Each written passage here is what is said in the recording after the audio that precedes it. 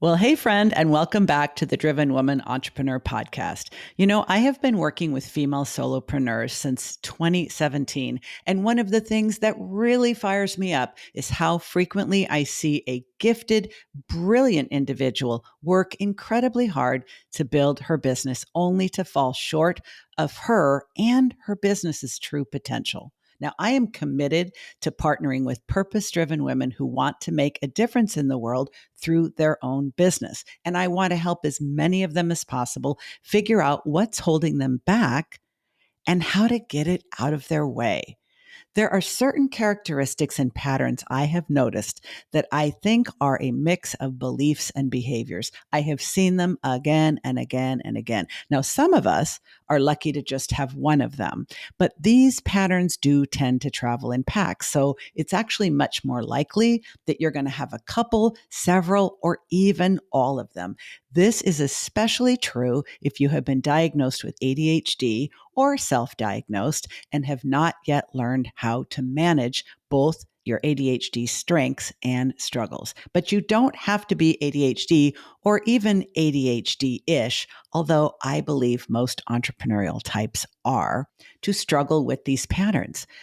No matter how smart, strong, skillful, and savvy you are, these patterns are really effective at holding you back from the success you're striving for and deserve.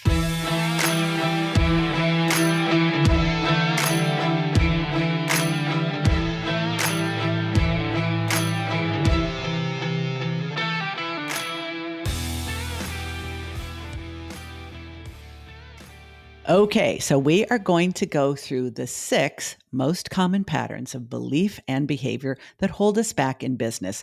They also hold us back in life, for that matter. And I'm going to share them in the order of frequency based on my quiz by the same name as this podcast episode. What's holding you back?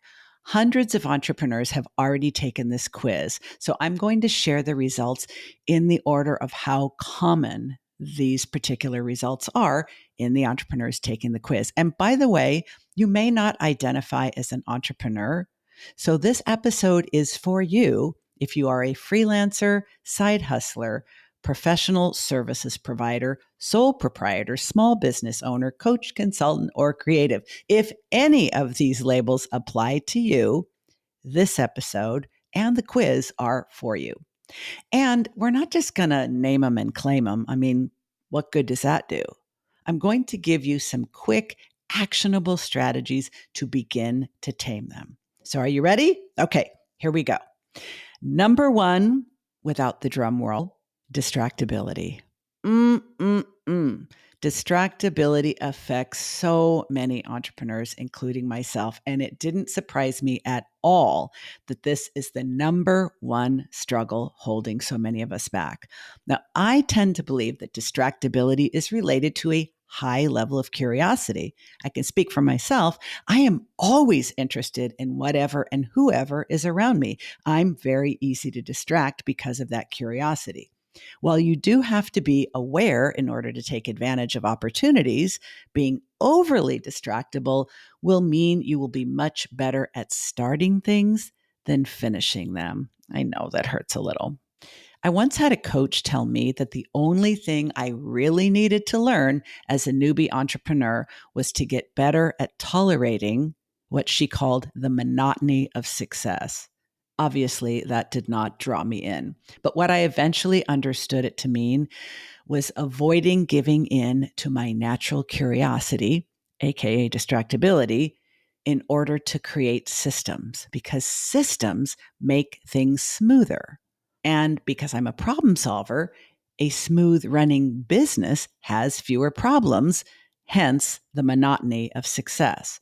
One of the things that I've come to understand is highly distractible problem solvers are really good at putting out fires, so they often unconsciously attract and even create more fires to be put out. So, some simple but effective ways to deal with your distractibility, aka curiosity, are the following.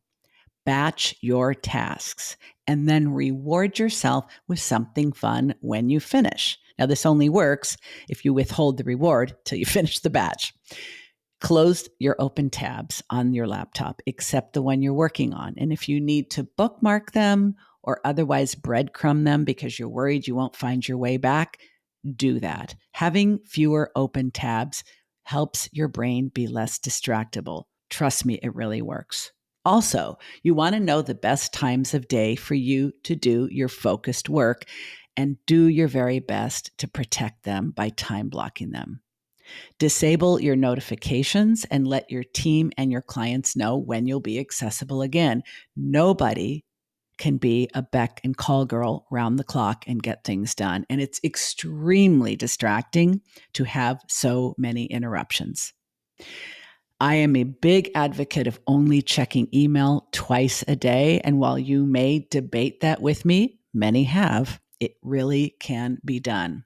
Also, I highly recommend noise canceling headphones because it'll be much easier for you to avoid distractions and get into the zone. So, you ready for number 2? Perfectionism. Perfectionism affects the majority of female entrepreneurs, and my hand is raised for this one too. I believe it is related to expectations, those I have of myself, but also those I believe others have of me. It's one of the reasons why I like the 4 tendencies framework and use it with my clients. Now, most people who are perfectionists are so in one area of their life, their business, for example.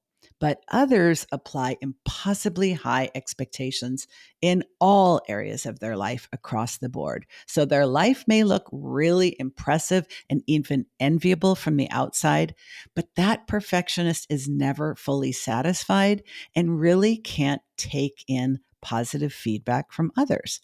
Perfectionism does not make you crazy, neurotic, obsessive, OCD, so please don't latch on to these pathological labels and explanations. Perfectionism is a really common trait. It is not a personality defect. It also says nothing about your ability to succeed as an entrepreneur. Remember, all behavior is habit forming. So perfectionists can do really excellent work that their clients and customers are thrilled with. But the problem with perfectionism is that everything takes too much time, which hurts your profitability and prevents you from feeling really successful, which will eventually lead to burnout. My simple but effective ways for dealing with perfectionism are affirmations. Now, affirmations are old school. They've been around forever, but they still really, really work. And in the show notes, I'm going to link to a particular way of doing affirmations that I swear by and suggest to all of my clients. Affirmations work because they change our opinion of ourself and our work over time by rewriting our self-talk. They're not new, but they still work, and I highly recommend them. They also don't have to take much time. Having an accountability partner is one of the best ways I know, especially if you can find another perfectionist you trust and respect. Share your imperfect stuff with them and accept their opinion and do the same for them. The funny thing about having a recovering perfectionist accountability partner is that what you can do for them, you find it hard to do for yourself, and it works in reverse. So show them your less than perfect stuff, and when they approve of it, hit publish. This will take a little bit of time to override the self-doubt that comes with making this change. But man, can I tell you how much energy and time you'll get back in your life if you practice doing it. Speaking of practice, last suggestion for perfectionists is to put a time limit on it. A perfectionist is going to keep on tweaking and tweaking and tweaking a blog post that no one's going to see anyway, or a social media graphic that, again, no one's going to see anyway, not until they think it's good enough, but until they run out of time or are simply exhausted. This is never a win, and it never feels like a win. So I suggest that you decide ahead of time how much time the task should take, how much time you want to give it, and pretend you're not a perfectionist when you make that estimation. Then stick with the time limit. Set an alarm and set a halfway point alarm so you can pick up the pace. This will take practice like most of the suggestions. I do not believe there's any such thing as an instant sustainable fix, but it's so worth it over time to wean yourself off of something that eats up all of your time, all of your energy, all of your focus, and never really feels like enough. That is always a path to burnout. So this is well worth working on. Okay, ready for number 3? Procrastination. Now, it was a close call between perfectionism and procrastination. I got almost as many people choose that in the quiz as their top obstacle. But procrastination, again, affects most entrepreneurs, and my hand is raised yet again because it certainly applies to me. I believe it's related to expectations, what other people expect of me, what I expect of myself. Most people, like most perfectionists, most procrastinators, do it selectively. They will procrastinate, resist, and avoid tasks that they hate, tasks that they're confused about, tasks that they don't know how to start, tasks that they think are too hard, they're not prepared for, they resent doing, or they have negative associations. Plenty of people procrastinate on stuff just because they find those tasks boring. And if you're like me, you may treat boredom as a life-threatening condition. So we absolutely have to hack the system to get ourselves to leap over the procrastination, resistance, and avoidance and get shit done. Now, on the mindset side of things, procrastination does not make you lazy, unmotivated, stupid, a self-sabotager, or an imposter. So stop being a character assassination with yourself. Procrastination is an extremely common behavior. Again, not a character trait. It also says nothing about your ability to be a successful entrepreneur. So let go of the guilt and shame and make a plan to outsmart it. Here are some simple but effective ways that I use and recommend to my clients. 1, plan ahead. Now, if you are an ADHDer like me, learning to plan ahead is something you need to be patient with. But start by making a date with one dreaded task on your schedule. It's actually probably not even on your schedule. It's probably on a scrap of paper that you keep losing. You feel me? So make a date with that dreaded task. Do it first thing in the morning. If you're a morning person, do it at your ideal time, the time when you're most likely to be productive and in the zone. Do it at the beginning of that period of time, whether that's morning, afternoon, or evening. But do it before you do anything else and before the day gets away from you. Create accountability. Just like with some of the other strategies, accountability is magic. Tell someone you are doing the avoided task and when. Let them know when you finished it or have them ask you to tell them when you finished it. I use Voxer for this with my clients, and it is literally genius. If there's a task they've been avoiding, and I know it's something that's really going to move the needle in their business, I will ask them to take a selfie of themselves when they have finished the task and send it to me on Voxer. It may sound childish and you may not think you should have to need it, but really, does it do you any good to judge something that simply is a part of your nature? I need this kind of accountability for things that I'm really dragging my feet on as well.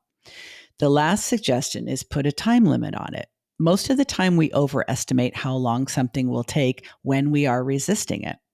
I have shared before that I once estimated it would take 45 minutes for me to update my bookkeeping. But when I actually had some accountability and put a time limit on it, I discovered it only took me 17 minutes, a third of what I estimated, because I finally got myself to do it. Okay, number 4, people pleasing. You've heard me before refer to the unholy trinity of procrastination, perfectionism, and people pleasing. So don't be surprised if you're finding ding, ding, ding, ding, ding. Damn, I have all of these. It is not at all unusual. People pleasing affects many entrepreneurial women. I don't rank as highly on this one, but most of my clients do. And there are also men who deal with this, but it's extremely common in women because of our social conditioning to put the needs of others ahead of our own. Also, the female hormone estrogen biologically programs us to do so. It is referred to as the tend and befriend hormone for a reason. Also, 42% of us are obligers. This is the four tendencies framework I referred to earlier. And when you are an obliger, you internalize the expectations of others and prioritize meeting them over meeting your own expectations. It's a little bit more defined way of explaining people pleasing. Now, if you have a service based business and your team consists of other women, you may have a really hard time setting limits, enforcing boundaries, and dealing with conflict. Does this sound familiar? So, people pleasing does not make you weak, passive, a pushover, or anti feminist. Unless you are just completely antisocial, everybody cares about what other people think of them. And almost all of us would prefer to be liked. So, people pleasing is a common behavior. It's not a shortcoming. And again, it says nothing, and I repeat, not one thing about your ability to succeed as an entrepreneur. Some ways that I deal with people pleasing and I find a lot of success with my clients, I recommend them to, are boundaries. You do not need to be available, accessible, and responsive at all times. Most of the time, people discover when they actually start to implement boundaries, they thought other people were breaching their boundaries, and what they discover is they breach their own boundaries. So oftentimes we have to do a little bit more mindset work around this because we've been conditioned to think we always have to be responsive to others. And again, if you have ADHD-ish tendencies, responding to others will usually give you a little squirt of dopamine even if you feel resentful. Isn't that fascinating? So, what I recommend is set office hours, communicate them, and stick to them. This is a big area of what I help my clients with. So, if you know that dealing with people pleasing, boundaries, and all of the things related to that are the number one thing holding you back, we should probably talk. Okay, clear communication. If you ever feel disrespected or taken advantage of by your clients, your team members, or people in general, I guarantee, and I say this with all respect and compassion, I guarantee you are not being clear in your communication about expectations and responsibilities. Now, this is not the same thing as blaming you for other people exploiting you. I am well aware that there are people who will attempt to exploit us, and we don't have to do anything to invite that from them. I am only talking about cleaning up our side of the street and being more clear about what we can do, what we will do, and when we will do it. And most women I have worked with need some serious help in this area, including myself. The other area with respect to people pleasing is beliefs. The biggest boss up I know for most female solopreneurs is in the area of mindset around people pleasing. Changing our beliefs about assertiveness, ambition, and authority are critical. Direct communication and clear boundaries need to be thought of and embraced, not as bitch behavior, but boss behavior. And I don't mean bossing other people around or being a boss. You may work completely by yourself and not even have an assistant. I am referring to being the boss of your own time, energy, and effort. Okay, enough said. Moving on to impulsivity. Impulsivity is common to most entrepreneurs, again, including me. I am very close to all six of these. I believe my impulsivity is related to my need for excitement, my passion for life, my spontaneity, and being an Enneagram 7. I have always been interested in being a part of whatever's going on and interacting with life as it happens. So while you have to be able to act quickly and take advantage of risks and opportunities as an entrepreneur, if you are overly impulsive, then you have not determined the difference between an option and an opportunity. You are probably saying yes to way too many things, including many things that do not have a return. So they're actually wasting your money and time. You will engage in poor decision making, changing direction too often and confusing your team, and adding a lot of unnecessary emotion and stress to your business. I had a coach tell me that I needed to learn how to be better at being bored. Obviously, I did not like that, but they did help me realize that being bored, it was kind of like that tolerating the monotony of success advice I got that I mentioned earlier. Boredom is not a life threatening condition, but impulsive people frequently treat it as though it is. So we will literally jump at anything that, can give us a little bit of dopamine in the moment because we may be momentarily bored. So what I learned for myself is that I need to make sure I am getting enough excitement and stimulation in every area of my life so that my business can run smoother and with fewer problems. So, what causes fewer problems in your business? Being a leader who sets the course and follows it. And when I say leader, if you're self employed and you are literally working for yourself, by yourself, you need to still become the leader of yourself by setting a course and following it, and not being someone who changes their mind every time something new and exciting comes along. Squirrel time. Now, that doesn't mean that we don't take risks or give ourselves permission to change direction. I am currently undergoing significant changes in my business, but I'm not doing it impulsively. I'm thinking it through and attempting to the best of my ability to do it strategically and with feedback from others. So, here are my simple and effective ways to deal with your impulsivity or spontaneity, if you prefer. Number one is to create a fun culture in your company, even if you work completely alone. Make it fun. Start your day with a dance party. Wear a unicorn onesie to meet with your clients on Zoom. Play any kind of fun music in the background to lift your spirits. There's nothing that says that business has to be boring, and you are not a person who tolerates boredom very well if you struggle with impulsivity.